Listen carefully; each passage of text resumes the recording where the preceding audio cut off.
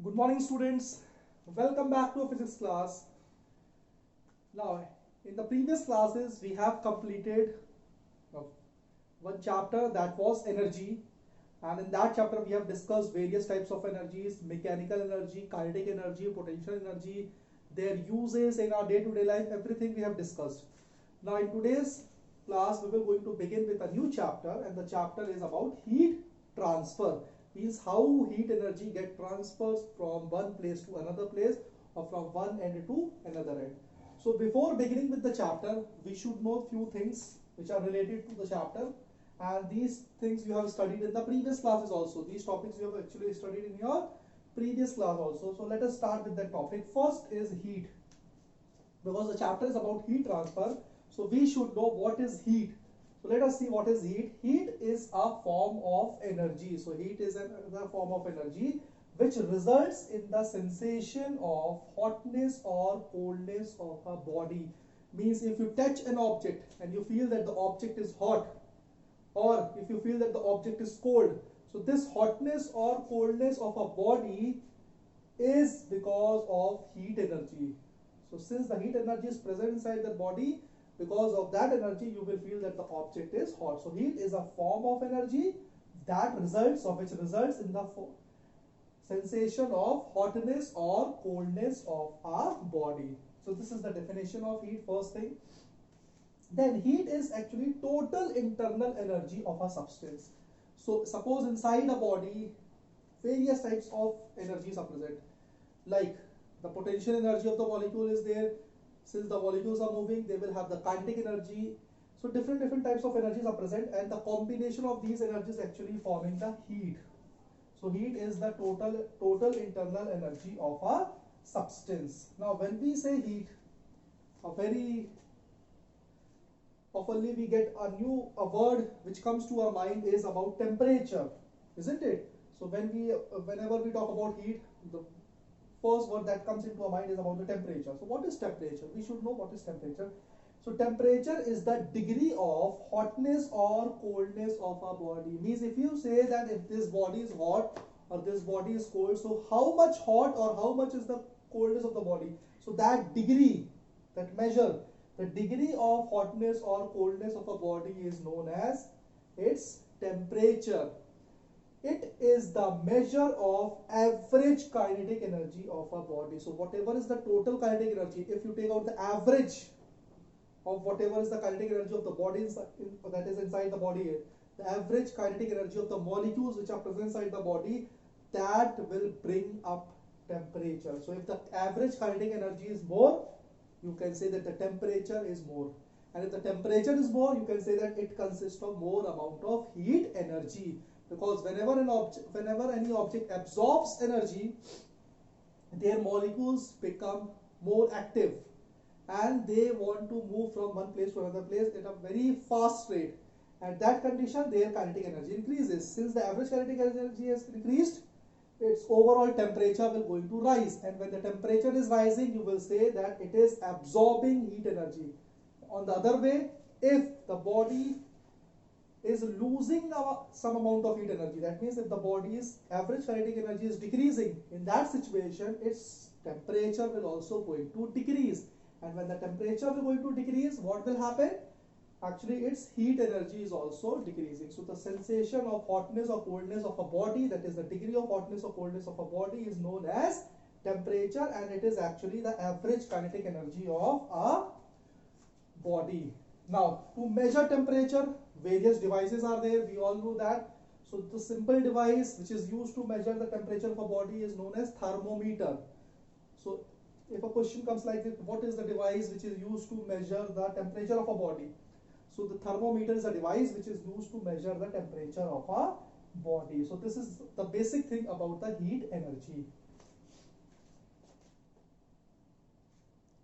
Now since we know what is heat energy, we know what is temperature, now we know how we can measure the temperature by using which device.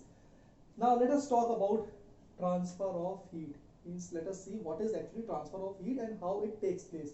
So heat always flows from a body at a higher temperature to a body at a lower temperature. So like suppose one object is there whose temperature is high. High temperature means it is having more amount of heat energy. And there is another object whose temperature is low.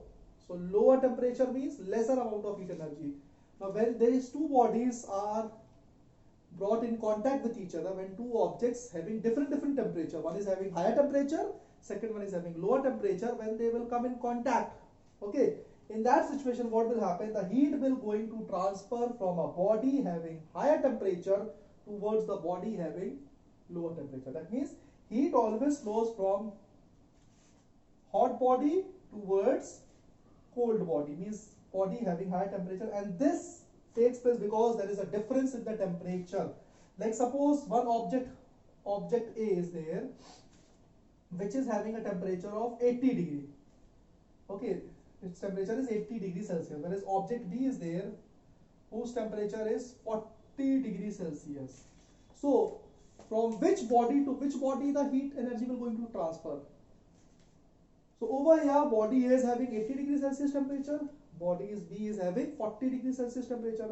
As we know that if a body is having more temperature, means it is having more amount of heat energy. Since body A is having more amount of heat energy, so heat energy will transfer from body A to body B. And this transferring of heat energy will take place till both the bodies will not attain same temperature. Means body which is having 80 degrees Celsius, body A, it will start losing the heat energy, and it starts losing the heat energy, the temperature of body A decreases, whereas body B will start gaining the heat energy, and when it is gaining the heat energy, it means that its temperature is rising. So body's A temperature is decreasing, body B's temperature is rising. When both the bodies attain the same temperature, the condition will come when body A will also become 60 degrees Celsius and body B will also become 60 degrees Celsius. When both the bodies will attain same temperature, you will say that it has attained the condition of thermal equilibrium. Okay, which condition? Thermal equilibrium. So when any body attains the condition of thermal equilibrium, when they are coming in contact and the transferring of heat energy was taking place, as soon as both the bodies attains the same temperature, that is the thermal equilibrium condition, the transfer of heat energy stops. So same way we have seen in a day-to-day life. Like suppose you take some hot water while taking a bath, or while you want to drink some warm water, and you feel that water is very hot, so you pour some cold water in that, isn't it? So when you pour cold water, the cold water is having less temperature and hot water was having more temperature. So when you mix them, the colder body, that is water which is having less temperature, it will start absorbing the heat energy, whereas the hot water will start losing the heat energy, and the temperature of hot water will start decreasing and temperature of cold water starts increasing, and they will get balanced. Balanced means they will attain the same temperature, that is thermal equilibrium condition. And then what will happen? The transfer of heat energy will stop. So transfer of heat energy will continue till both the temperature does not attain the same temperature. So transfer of heat energy only takes place when there is difference in the temperature of two objects, and heat energy always flows from a body at higher temperature to a body at lower temperature. So this is the basic thing you should know about transfer of heat energy. Now since we know what is heat, what is temperature, how transfer of heat energy takes place, let us talk about units of heat. Okay, so let us talk about units of heat energy. So since we know that heat is also a form of energy, so it has same unit as the energy is having, and the unit of energy is joule. So you can say that the energy of heat is also joule, but traditional unit of heat energy is calorie. So very common unit, a common unit which is used for measuring the amount of heat energy present in a body is in calories. So normally for energy, any form of energy, you can take joule as a unit, but basically for heat energy, a specific unit is used which is known as a traditional unit for it, that is known as calorie. So what is 1 calorie? We should know what is 1 calorie. 1 calorie is defined as the amount of heat energy required to raise the temperature of 1 gram of water by 1 degree Celsius. Means how much amount of heat energy is required to raise the temperature of 1 gram of water. How much gram of water? Only 1 gram of water by 1 degree Celsius. Like suppose you have taken 1 gram of water. Okay. Normally you have taken just 1 gram of water and you have measured its temperature. So your temperature was suppose 19 degrees Celsius. The temperature of water was 19 degrees Celsius. Now you started heating. When you start heating this water and the temperature, it will start absorbing the heat energy, means how much amount of heat energy. So the change in energy will be there. Some amount of energy will be absorbed. How much amount of energy will give so that the temperature becomes 20 degrees Celsius. So you can see just change of only 1 degree Celsius taking place. And while changing this 1 degree Celsius, okay, the temperature of water can anything. I have taken just an example that it is 19 degrees Celsius. You can take water at 5 degrees Celsius, you can take water at 25 degrees Celsius, and you have to provide only that minimum amount of heat energy so the temperature becomes just 1 degree more. So to give that 1 degree temperature, to increase that 1 degree Celsius temperature, whatever amount of heat energy is required, that is known as 1 calorie. Okay, so you should know what is 1 calorie. Now calories and joules are relative terms. They relate each other. How the relation is there? Let us talk about the relation. So let us talk about the relationship between joule and calorie. So we should know that how much or what is the relation between them. So 1 calorie is equals to 4.18 joule. So this is the correct value that you should know. 1 calorie consists of how much amount of joule? 4.18 joules, or it is approximately 4.2 joule also. Sometimes we take it as 4.2 joule, but the actual value, correct value is 4.18 joule.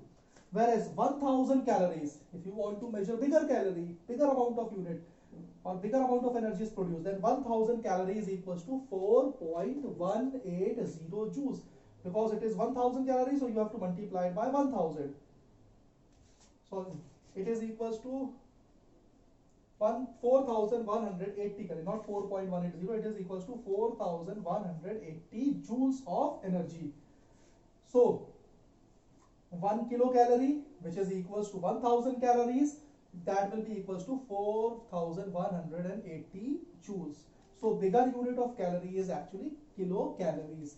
So food items which you eat, it also produces heat energy, so that is measured in calories, and if more amount of energy or bigger amount of energy is being produced, then it is generally measured in kilocalories. So that is also a very common unit for measuring the heat energy.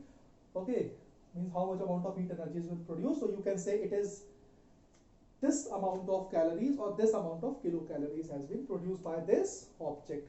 So this is about the relationship between joule and calorie.